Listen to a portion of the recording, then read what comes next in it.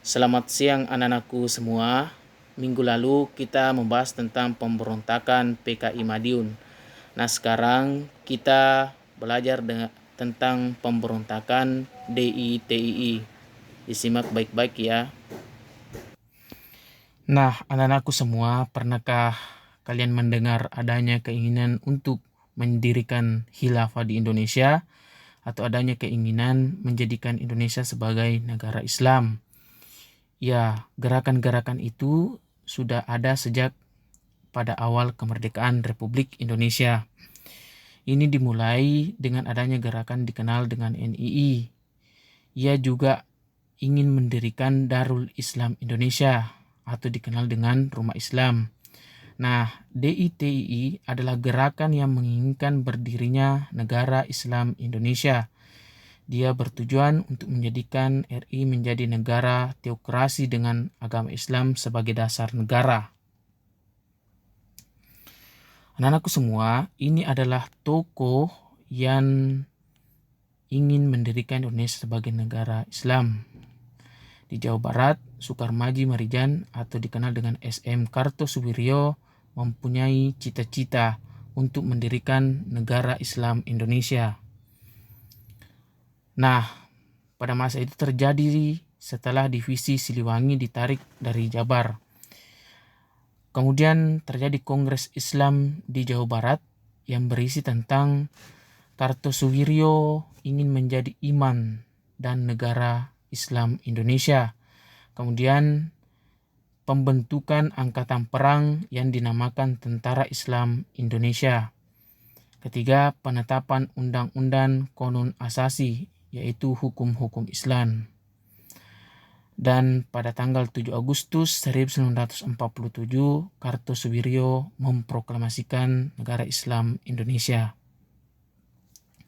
Pada tahun 1960 dilaksanakan operasi Pagar Betis di Gunung Geber oleh TNI dan rakyat.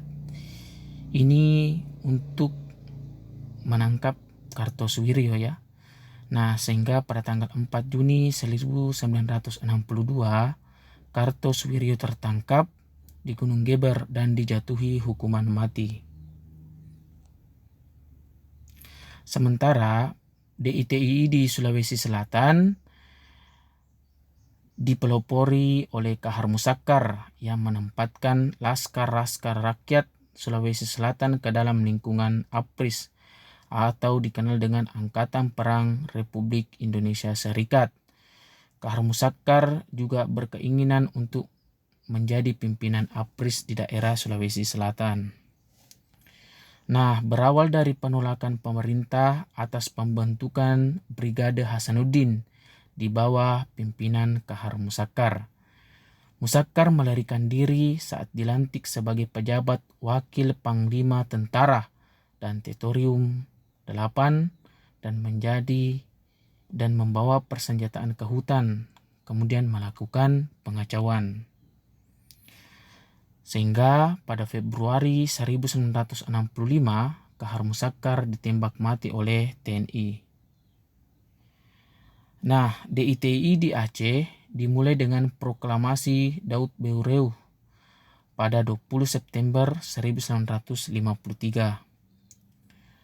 Kemudian adanya berbagai masalah, antara lain masalah otonomi daerah, pertentangan antar golongan, serta rehabilitasi dan modernisasi daerah yang tidak lancar menjadi penyebab meletusnya pemberontakan DITII di Aceh. Akibat penurunan status istimewa Aceh menjadi karesidenan. Pada tanggal 17 sampai 26 Desember 1962 diadakan musyawarah kerukunan rakyat oleh Kolonel Yasin dan tercapai perdamaian. Nah, ada juga DITII di Kalimantan Selatan.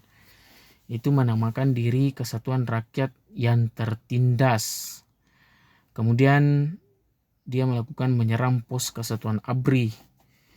Dan pada tahun 1963 pemberontakan Ibnu Hajar ditumpas TNI.